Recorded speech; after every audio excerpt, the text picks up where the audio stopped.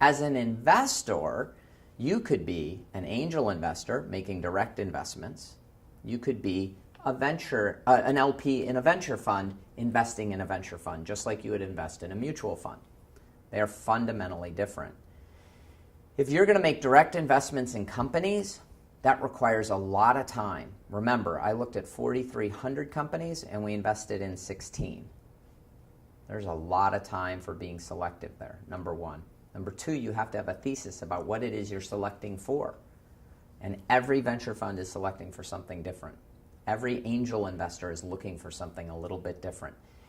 And as an angel investor, you have to realize how risky these investments are. So even the best venture funds in the world, go out to Palo Alto, go to Sand Hill Road, and there's a whole series of them next to each other, literally boom to boom, boom, boom, boom, some of the best venture funds in the world. And those venture funds who have the most experience, they've been doing it for 30 years, have the smartest people, they're recruiting from the best MBA programs, have the best track records, are attracting the best companies, they still only get a home run 1 out of 10 times.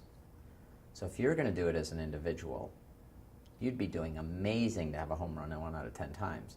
What that means is you need a diversified portfolio.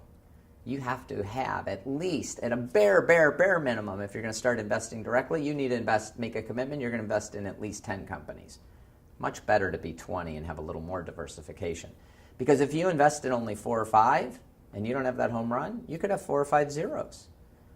So it's a diversification play. The benefit of and that's active investing as an angel investor directly in companies. The benefit of investing into a venture capital fund is that you automatically get that diversification. A venture capital fund, by its nature, provides a level of diversification for you. I mentioned that in our first fund, we made 16 venture investments. That means that each of the limited partners who invested in us have a piece, indirectly, of 16 companies. All 16 aren't going to be home runs, but they have a portfolio, and the mix of the portfolio should give them a return on their money. Venture investing is more risky than putting it in a mutual fund, but it also has the potential to have higher returns. With risk comes reward. So as an angel investor, I made 28 angel investments. Those angel investments started about 10 years ago, and they take a while to pay back. Out of my portfolio of 28, 4 have had returns. Those 4 that have had returns have paid back about 60% of what I put in, and I have a bunch riding. I have a number of zeros in that portfolio already. I think that in the end, it's probably going to return 3x, 4x what I put in, but it takes a long time.